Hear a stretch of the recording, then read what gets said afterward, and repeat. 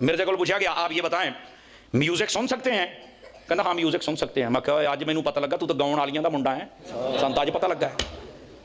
اتنا کمینہ بندہ ہوگا تو تبھی دین کی تشریحات غلط کرے گا نا. بابا جی خادم حسین رضوی صاحب کہا کرتے تھے نچن والیاں دے منڈے کدی دین تے پہرا دے سکدے اے ہونا ماما دے بچے پہرا دیندے نے جنہاں یا رسول اللہ کہہ کے لوڑیاں پوائیاں ہوندیاں نے. تو یہ کہتا ہے میوزک جائز ہے. آپ مجھے یہ بتائیں نبی پاک علیہ السلام نے یہاں تک فرمایا, توجہ میری طرف, میوزک گانا تو بڑی دور دی گل ہے, فرمایا کہ جو گانے کے ساتھ طبلے ڈھول ہوندے نے نا, چمٹے شمٹے, فرمایا مجھے بھیجا گیا میں ان آلات کو بھی توڑ کے رکھ دوں اور میں یہ حدیث نہ دکھا سکوں جو چور کی سزا میری. نبی پاک علیہ السلام نے فرمایا یہ جو گانا ہے نا, گانا میوزک, فرمایا یہ زنا کا منتر ہے. جب یہ گانا گایا جائے تو دل کے اندر بدکاری کے سارے دروازے کھل جاتے ہیں. اور یہ کیا کہہ رہا ہے میوزک جائز ہے؟ کہنا نہیں وہ شعر دیکھنے ہیں. ہاں شعر دیکھنے ہیں, بڑی گل ہے. ایڈا دفاع کرنا مجرے والی باجیاں دا ہے, تینوں حیا نہیں آوندا؟ اگر کوئی اس کا چمچا کڑچھا یہاں بیٹھا ہے تو میں اس کو ویسے گلٹریا کہتا ہوں.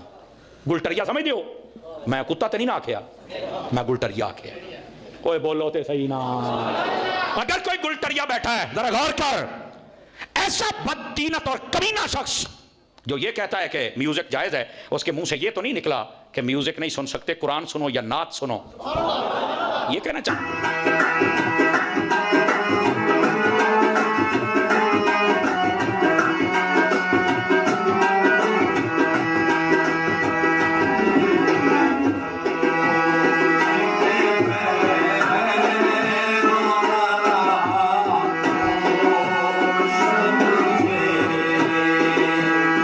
ہاں موسیقی, ایک قوالی کون سنتا ہے؟ بریلوی, چشتیہ. اصول طے کر لو, جو قوالی کو میوزک کو حلال سمجھے, جو حلال کا ہے وہ حلال مانے گا, جو حرام ہاں وہ جملہ بول کے. تو پھر ہم آپ کو لسٹ بتائیں گے کہ کون کون موسیقی کو حلال سمجھتے ہوئے حرامی ہو گیا ہوا ہے. پھر میں نے بات میری وہی تھی, میں نے یہ آپ کو ایک سمجھ لیں ماسٹر کی دے دی ہے. اصول طے کرنا ہے, سارے چشتیہ فارغ ہو جان گے جے, میرا نمبر بعد ہی چاہے گا. جو میوزک کے اوپر فتوا دیتا رہے نا وہ سارے فارغ ہو جائیں گے. یہ تو کہتے ہیں تالی بجانا بھی حرام ہے. ہاں جی, بخاری مسلم میں ہے کہ نبی علیہ السلام نے کہا عورتیں امام کو اس طرح غلطی پر مطلع کریں, اس کو تصفیق کہا کر, یہ تالی نہیں ہے. اور مرد کہیں سبحان اللہ. حالانکہ اس سے بہتر ہو سکتا تھا طریقہ موسیقی سے بچنے کا کہ مرد کہیں سبحان اللہ, عورتیں کہیں میوزک بھی نہیں ہوا, یہ تو میوزک ہے.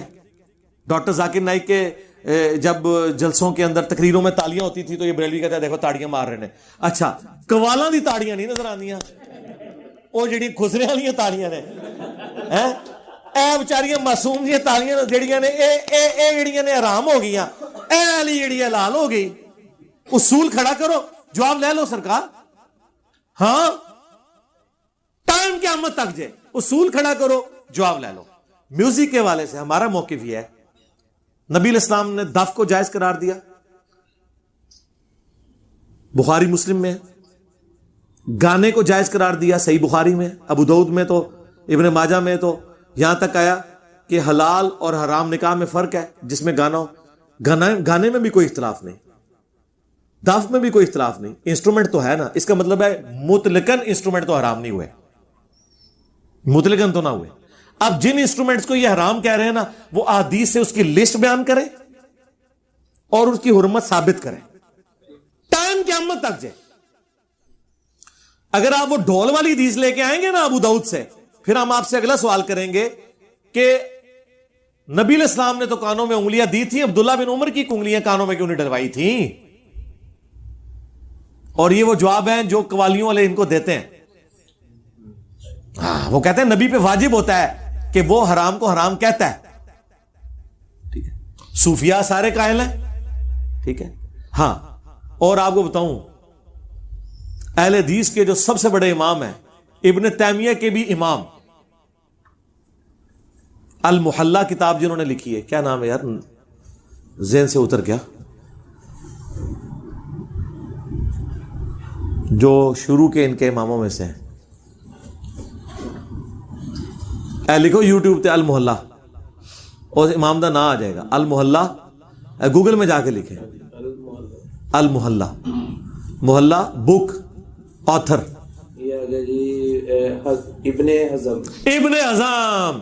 ہائے میں صدقے, ہائے ہائے گوگل حافظ اللہ تجھ پہ لاکھوں سلام. ابن حزم وہ ہے کہ ابن تیمیہ تو شاہی کوئی نہیں, ابن تیمیہ سے بھی 300 سال پہلے. ابن حزم نے نہ صرف میوزک کے اس انسٹرومنٹس کو جائز کہا ہے بلکہ اس کی خرید و فروخت کو حلال کہا ہے, اس کے کاروبار کو حلال کہا ہے. اسی لیے یوسف القرداوی نے میوزک کے حلال ہونے پہ فتویٰ دیا ابن حزم کی بنیاد پہ. اہل حدیثوں قیامت تک ٹائم جے ابن حزم نکو کے گمراہ سی.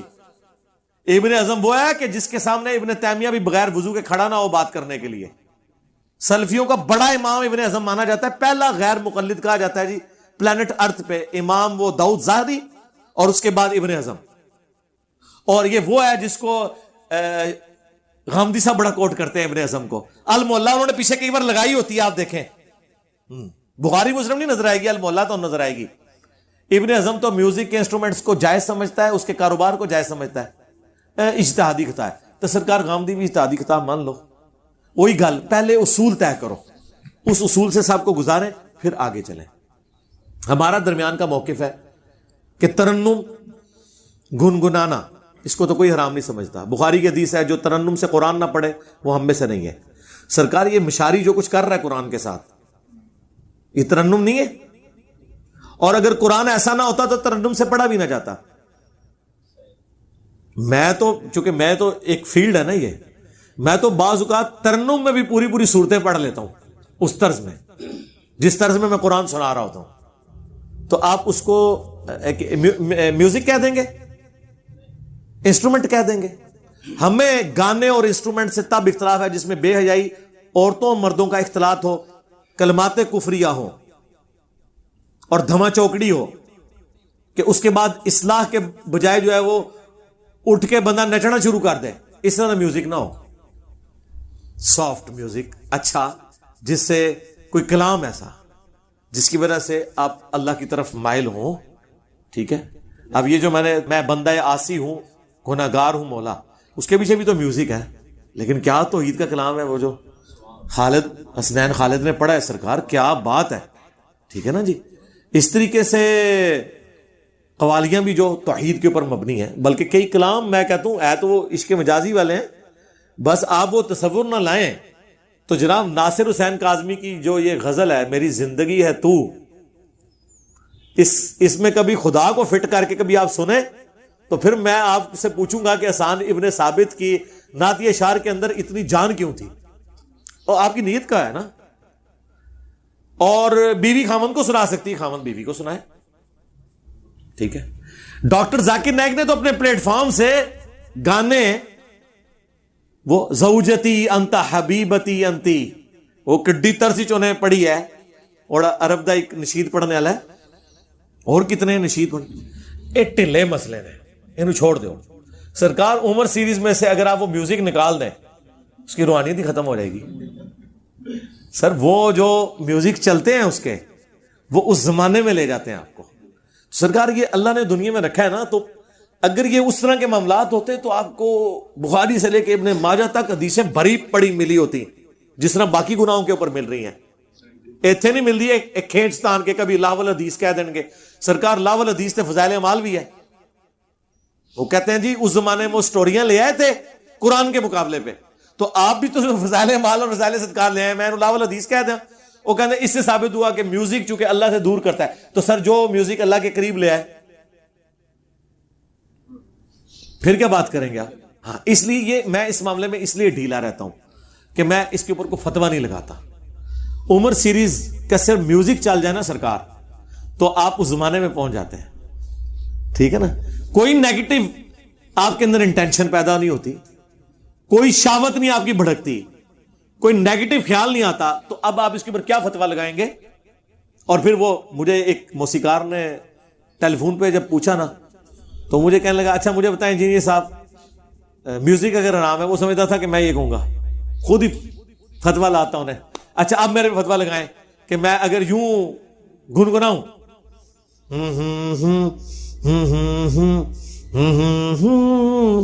تو کیا فتوا لگائیں گے آپ؟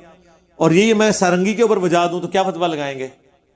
گنگنانے والا حلال اور وہی حرام، اس کو جسٹیفائی کیسے کریں گے؟ اور میں آپ کو بتاؤں یہ جتنے لوگ ہیں انہوں نے باقاعدہ یہ علم سیکھا ہوا ہے، یہ ویس قادری نے علم سیکھا ہوا ہے، تبھی اتنی طرزیں نکالتے ہیں وہ. ہاں انہوں نے کسی ولی اللہ نے نہیں طرزیں سکھائیاں، یہ اسی فن سے سیکھی ہیں انہوں نے. اگر یہ فن حرام تھا تو کیوں سیکھا ہے؟ جتنے طرزیں بناتے ہیں نا سب نے سیکھی ہیں یہ چیزیں. جی اچھا، پیر نصیر الدین نصیر صاحب نے تو ہارمونیم کے اوپر پوری وہ کلام پڑھا ہے، وہ ویڈیو ہی رکھی ہے یوٹیوب پہ. یہ مسئلہ ایسا نہیں ہے گا سخت جس طرح انہوں نے بنا دیتا ہے.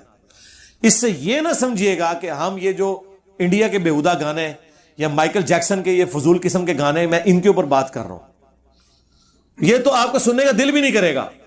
جو بندہ دیندار ہو کہ یار کوئی فضول شاید کوئی لاؤ، کوئی سمجھ آوے، کوئی گل ہو رہی ہوئے تو چلو میں سن لاں گا، ٹھیک ہے، وہ خود بخود آپ اس سے دور ہونا شروع ہو جائیں گے.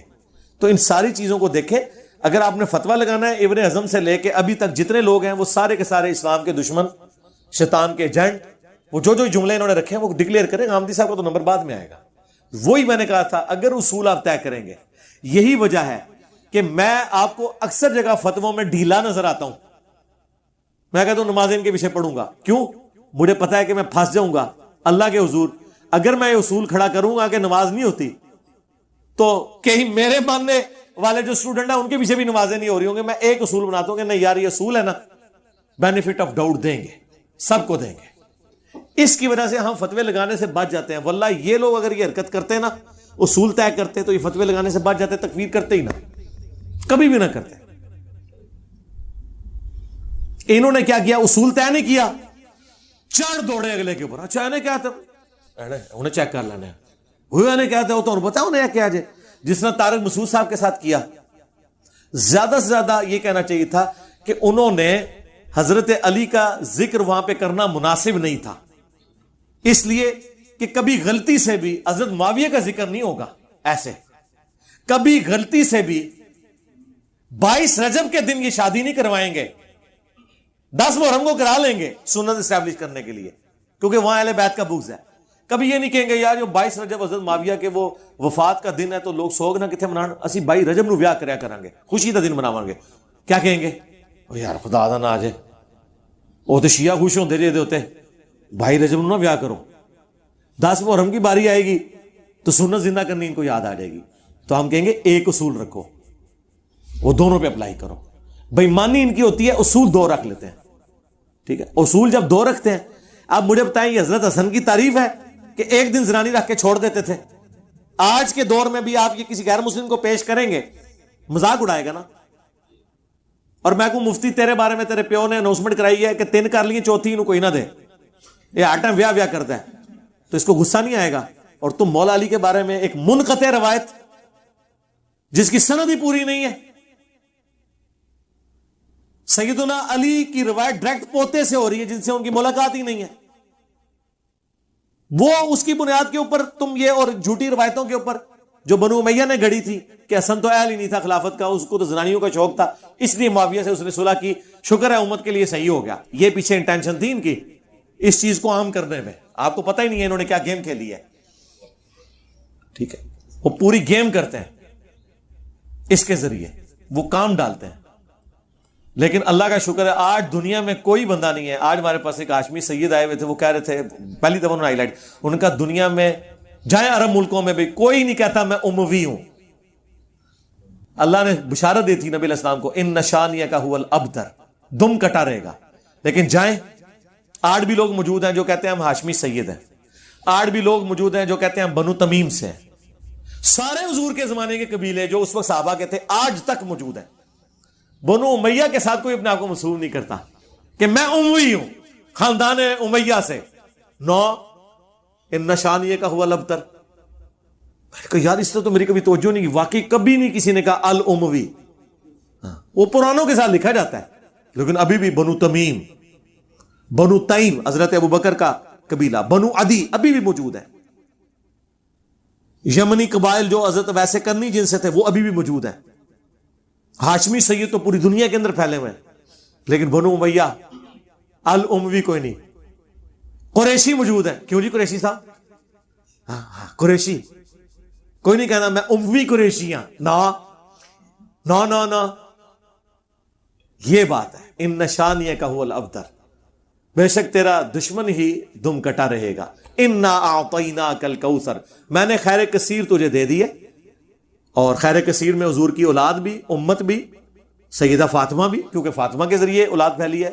شیعہ کوثر ان کی طرف بالکل ٹھیک ہے, ہر معاملے میں کثرت ہے. درود شریف کثرت سے ہو رہا ہے, اللہم صلی علی محمد وعلی آل محمد. اولاد کثرت سے, امت کثرت سے, ماننے والے کثرت سے, جان چھڑکنے والے کثرت سے, الحمدللہ, کوئی شک ہی نہیں اس کے اندر. تو سرکار یہ اصول کھڑا کریں, آئے ہم اصول سے ان کو گزاریں گے. لیکن یہ جو جذباتی ڈاکٹرن کھڑی کرتے ہیں, وہ دیکھا جی کیا کہتا ہے, ہاں رکو ذرا, پہلے صبر کر کے اصول طے کرو, پھر ہم تمہیں بتائیں گے یہ آپ بولو. بلکہ آپ یہ ڈیمانڈ نہیں کریں گے نا اصول طے کرو, ادھر ہی کھوتی مر جائے گی نا, پتا ہے اگلا ان کام کے پاڑ لگا ساڑھے نال, پتہ لگ جائے گا. ٹھیک ہے نا.